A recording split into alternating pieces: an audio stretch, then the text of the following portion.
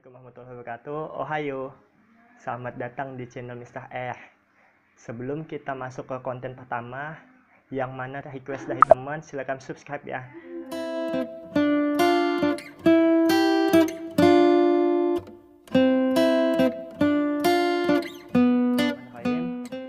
Alhamdulillah, kali ini konten pertama dan ini terkait dengan taruh. Taruh itu perkenalan. Perkenalannya itu bukannya perkenalan macam teman-teman yang lain, yang mana di malam minggu dia datang sama-sama teman yang lain itu minta nomor handphone, kenalan, salaman, ngajak malam mingguan. Kita enggak, kita bahas tentang perkenalan Islami, dan mana itu terakhir-terakhirnya kita bahas tentang taruh. Taruh itu banyak sistemnya, dan sistemnya itu bisa dari kakak, abang, keluarga, yang mana mereka itu paham agama, yang kita minta tolong ke mereka. Kak, tolonglah, aku siap nikah, tolong kawanin untuk pergi ke sana. Dan sistemnya itu ada salah satunya dari murabbi. Murabbi itu guru.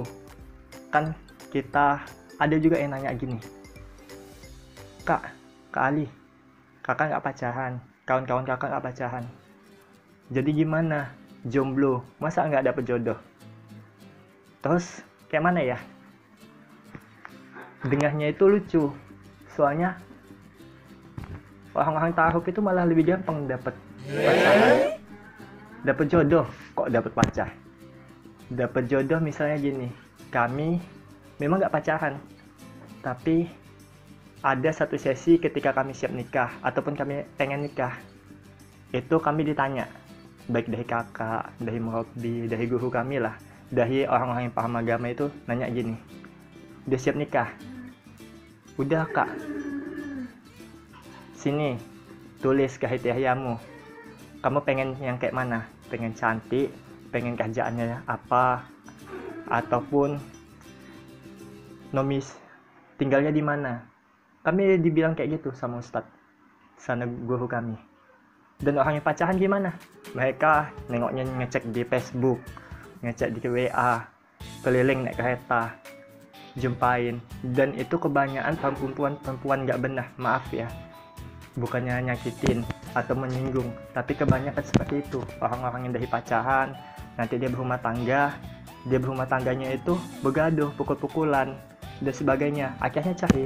Makanya salah satu nilai plus taruh itu orang-orang yang dipilihkan oleh kakak-kakaknya, murabbi, guru, itu orang-orang yang terbaik, yang memang mereka sholat 5 waktunya terjaga. Siapa sih yang nggak seneng? Misalnya Kak Ali sendiri dapat murabbi ngasih tahu, guru, bang, Ali nyari yang kayak gini, nyari yang putih, cantik, berprestasi, bisa nggak cariin? Bisa, ada nih banyak. Dan itu yang ditawari ke kami tuh, alhamdulillah orang-orangnya luar biasa, sholatnya waktu terjaga, hafal Quran, akhlaknya itu bagus, dan alhamdulillah nanti ketika berumah tangga, itu berumah tangganya itu bagus. Itu salah satu nilai plus taruh. Dan sistem taruh itu sih gampang. Kalau dari Kak Ali sendiri bilang, pertama sholat 5 waktu dijaga. Kalau udah sholat 5 waktu, baru kita jaga yang lain-lain, dari sedekah, qiyamul lail, dan ibadah-ibadah yang lain. Pertama sholat 5 waktu dulu, karena dari sholat sendiri kita akan dituntut komitmen. Masa sama Allah aja kita nggak komitmen, mau jaga perempuan? Bullshit cuy. Dan pengalaman taruh sendiri, kalau dibilang pengalaman malu sih, banyak pengalaman tapi masih jomblo. Gimana ya, ceritain nggak ya? Ketika request dari teman, ya alhamdulillah diceritai sedikit-dikit aibnya nih. Pengalaman taruh sendiri ada macam-macam. Dari yang pertama itu waktu masih kuliah, waktu umur masih 20 tahun. Itu pengalaman yang lucu. Kenalnya ini akhwat dari teman kuliah, dikasih di foto itu cantik. Oh, dia kenalin sifatnya gini-gini, kerja online, jualan online, jualan online, itu jualan pizza. Dan itu di atas Kak Ali 5 tahun. Waktu itu masih umur 20 tahun ya, tapi karena memang dia itu bagus akhlaknya, coba didatengin. Pas pula itu waktu teman-teman itu asik-asik bahas nikah cepet, dan datang. Ketika datang di sana itu nggak ada ngabahin, namanya pengalaman pertama. Dan itu pas datang ke sana itu karena pengalaman pertama gugup, jadi ngapal teks itu ditulis semua, udah ditulis. Dan teksnya ini tulisannya lucu, yang mana bunyi teksnya kayak gini. Kalau ditanya ya, kamu kenal anakku di mana? Dari teman, Pak. Terus kok kamu mau datang ke sini? Ya, Pak. Saya ke sini karena tahu Bapak itu orangnya soleh, orangnya baik, makanya saya berani ke sini. Dan ini untuk sama-sama belajar sama Bapak, biar saya jadi anak yang berbakti. Ngapalnya gitu. Pas udah di H, udah sampai di tempat, rupanya pas mau dateng nih, jantungan deg. Udah kan dateng. Itu sebelum dateng nih, gugup nih pulang kuliah, berhenti depan masjid. Udah siap depan masjid itu turun. Udah turun, nanya-nanya nih, udah nyampe gangnya. Udah nyampe gangnya, depan rumahnya, mau ngetok pintu aja, deg. Baru kali nih ngerasain, sekian banyak saya yang tampil depan umum ngisi kajian, datang ke rumah perempuan kayak gitu rupanya, lebih susah. Dan ketika udah diketok itu masih dalam pikiran itu, pulang nggak ya. Nah, ini pertama kali, yang penting berani. Udah kan, udah berhasil depan rumah. Udah, karena memang udah datang, coba diketok. Rupanya pas diketok, padahal berharapnya itu dalam hati, jangan dibuka.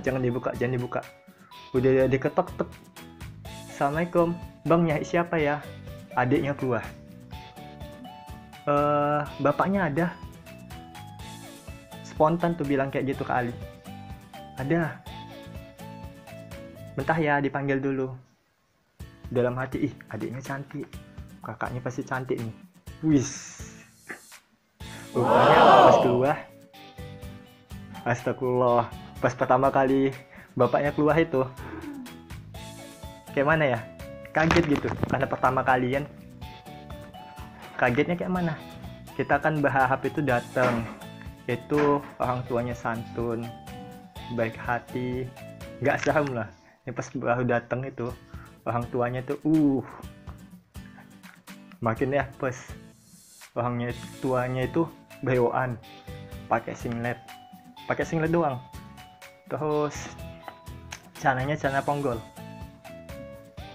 Udah gitu, karena memang ini pertama kali datang pengalaman taruh, dia ajak duduk ke depan, ditanyain, kamu kenal anak saya di mana?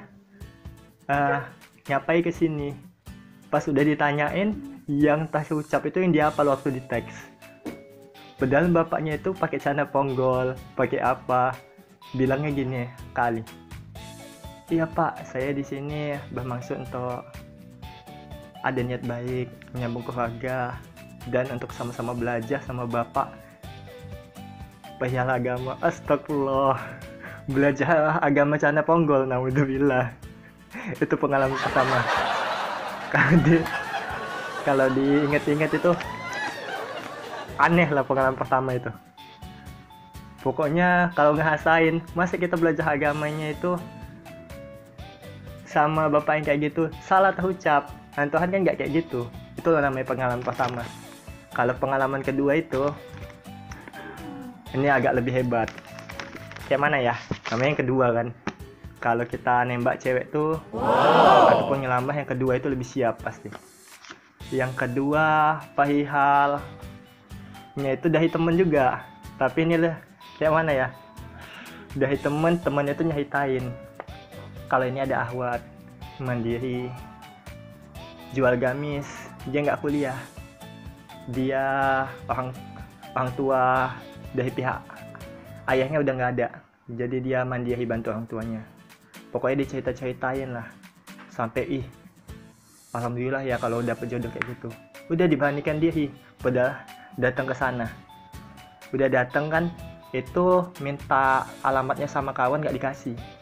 Jadi karena memang nggak dikasih, dia ceritain, dia tengok IG-nya kan, apa dia sebut namanya, inisialnya Aish lah. Udah Ali tengok di Instagram temen, mana lah ini, dia bilang jualan online. Udah jumpa kan, udah terus dipantahin, rupanya di chat, oh iya ini dia. Udah janjian hari Jumat itu pulang kuliah lagi. Kemarin masih kuliah, ngebet nikah. Terus udah pulang kuliah datang ke sana minta antahi teman karena nggak tahu jalan. Salah satu kelebihan ini, udah 20 tahun di kota Medan, nama jalan sendiri nggak inget. Waduh, malu. Udah kan, udah sampai sana. Ini pengalaman kedua itu masih gugup. Dalam hati memang lebih enak ngisi kajian adik-adik Hohis dibanding datang tempat perempuan. Tapi kalau minta kawan, nanti kalau nggak ditolak, dilecehin, makanya datang sendiri. Udah kan, udah masuk, datang sendiri nih pulang kuliah. Kan Ali dulu pas kuliah, kali sambil jualan pisang coklat, sambil jualan lah kuliahnya. Jadi itu pakai jaket organisasi kami kemarin. Terus udah masuk pakai baju kuliah, udah masuk. Itu pas ngetok assalamualaikum, kuahnya ponak ini sepupunya. Pas udah sepupunya itu keluar, ini datang sendiri nih, macam superhero kan, datang sendiri, sok jago. Padahal udah masuk, rupanya di situ ada mamaknya, sepupunya, yang lain lah bolak-balik lewat. Nervous. Yang kedua nih bercanda ahwatnya. Udah kan, udah tanya-tanya, udah semua. Ini yang memulai pembicaraan keluarga perempuan.